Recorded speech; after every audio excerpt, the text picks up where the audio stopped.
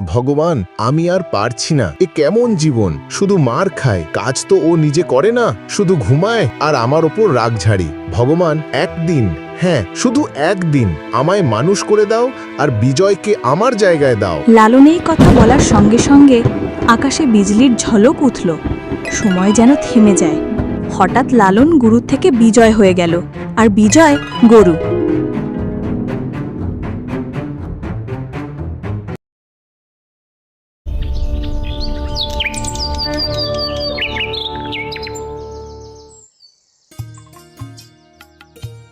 এক গ্রামে থাকত এক গরিব অলস চাষি বিজয় আর তার বউ রিমা।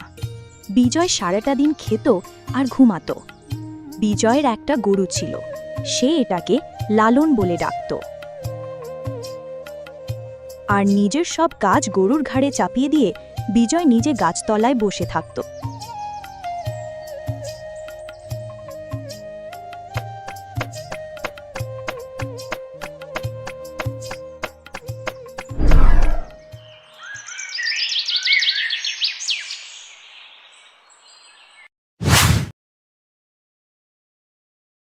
কি গো গিন্নি, রান্না কতদূর হলো? তাড়াতাড়ি খাবার রেডি করো, অনেক খিদে লেগেছে। হ্যাঁ হয়েছে, তুমি হাত মুখ ধুয়ে আসো।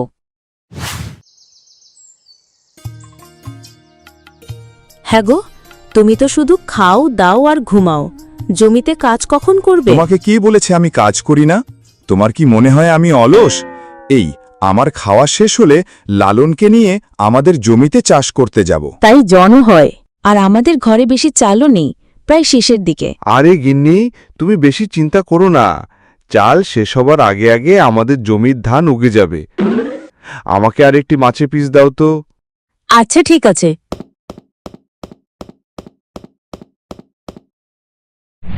বিজয় খাওয়া শেষ করে লালনের কাছে চলে আসে।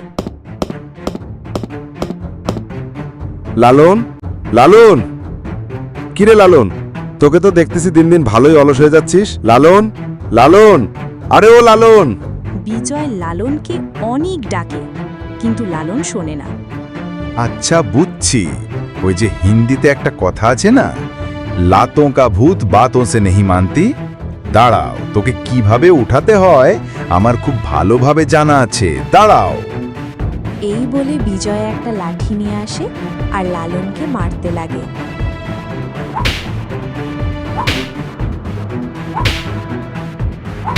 আরে ওঠ রে লালন, খালি সারাটা দিন শুয়ে থাকিস আর খাস। বিজয়ের এই কথা শুনে লালন ফট করে উঠে পড়ে। এখন তুই এসেছিস লাইনে। একটি সাধারণ গরুকে মারে তো এমন ভাবে হাসতেছে যেন কত বড় কাজ করেছে। হে ভগবান, আগের জন্মে কি এমন পাপ কাজ করেছি, তুমি আমাকে গরু বানিয়েছো। ঠিক আছে, আমাকে গরু বানিয়েছো, কিন্তু এই আবর্জনা মানুষটিকে আমার মালিক কেন বানিয়েছো? গাধার মতো আমাকে জমিতে কাজ করায় আর নিজে গাছের নিচে সারাটা দিন বসে থাকে। তারপর বিজয় লালনকে নিয়ে তার জমিতে যেতে লাগে। নে, এবার কাজ করা শুরু করে দে, আমি একটু রেস্ট নিয়ে আসি। তাড়াতাড়ি করবি কিন্তু। এই বলে বিজয় গাছের নিচে গিয়ে বসে পড়ে, আর এইদিকে লালন একা একা চাষ করতে লাগে।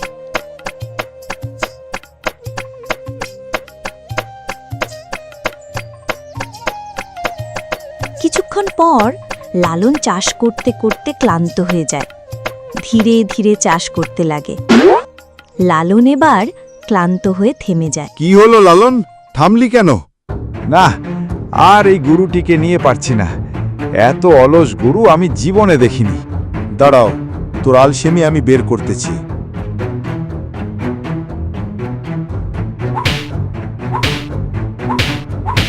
খাবার সময় তো ভালোই খাস, আর কাজের সময় এটকে পড়িস।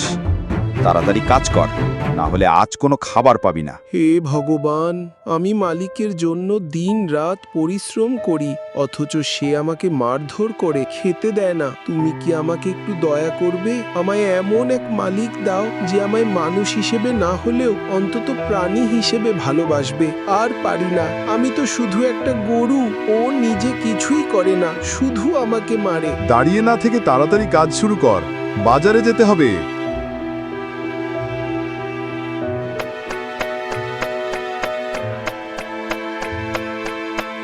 লালন একা সারাটা দিন কাজ করে।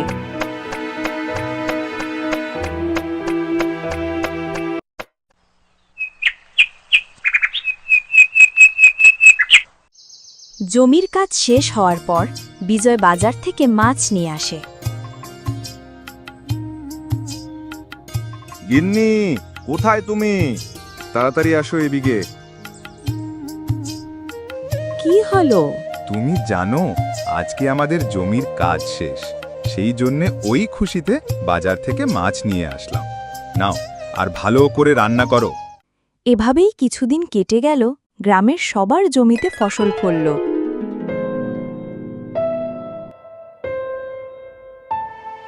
কিন্তু বিজয়ের জমিতে কোনো ফসল হলো না।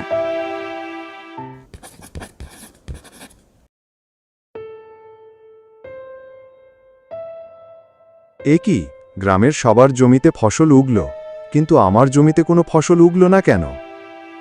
বিজয় মন খারাপ করে বাড়ি চলে আসে।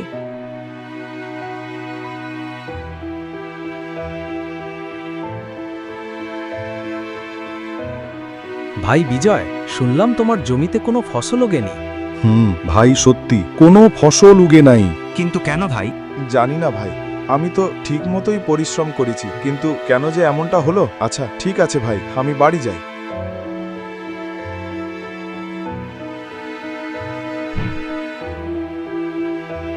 কি গো, এভাবে মন খারাপ করে বসে থাকলে হবে?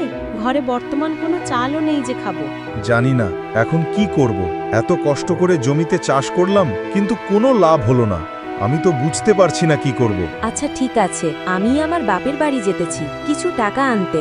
ওখানে ভাত আর রানাস ঢাকা আছে, তুমি খেয়ে নিও। আচ্ছা ঠিক আছে। রিমা বাপের বাড়ি চলে যায়।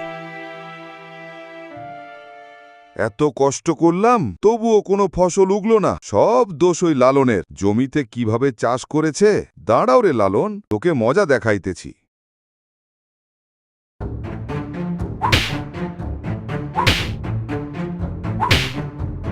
সব দোষ তোর। জমিতে কিভাবে চাষ করতে হয় সেটাও জানিস না। খালি খাস আর ঘুমাস। আজ থেকে তোকে কোনো খাবার দিব না।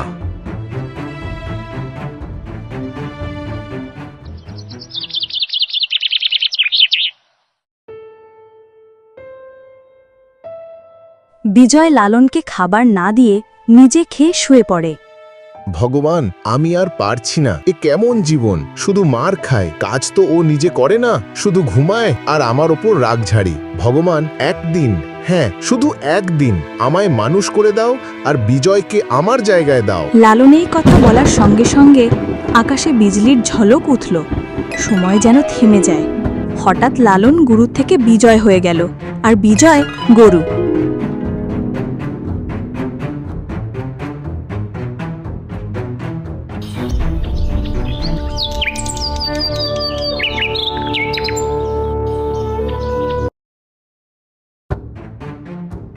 আরে এ কি, আমি তো সত্যি সত্যি মানুষ হয়ে গেছি।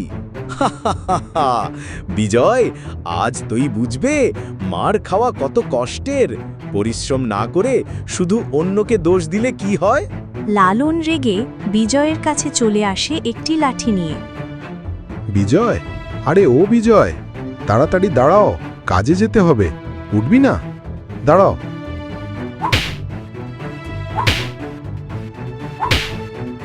আরে কে রে, সকাল সকাল আমার ঘুম নষ্ট করিস?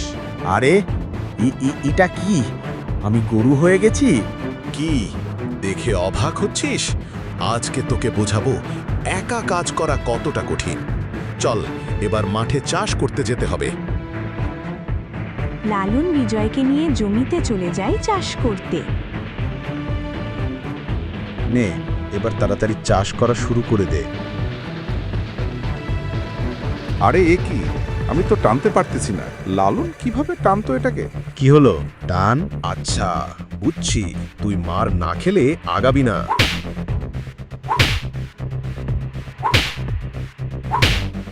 লালনের বাচ্চা, খালি একবার আমাকে মানুষ হতে দে, তারপর দেখ। না গেলে তোর খাবার বন্ধ করে দিব। তারপর বিজয় টানতে শুরু করে। বিজয়কে দিয়ে লালন সারাটা দিন জমিতে চাষ করায়।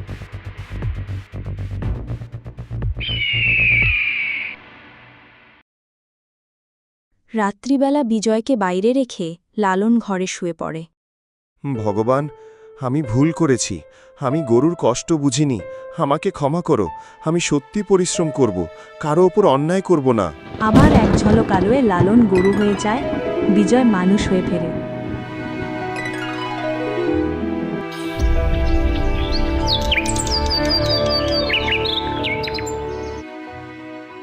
আরে এ কি, আমি তো আবার মানুষ হয়ে গেছি। লালন, ও লালন, বাড়ি থেকে বের হয়ে আয়। লালন ভয়ে বাড়ি থেকে বের হয় না। বের হয়ে আয়, ভয় পাস না। লালন সাহস করে বের হয়ে আসে। আমাকে দেখে ভয় পাস না, আমি আমার ভুল বুঝতে পারছি, আর কখনো তোকে মারব না। তুই আজ থেকে শুধু গরু না, আমার বন্ধু।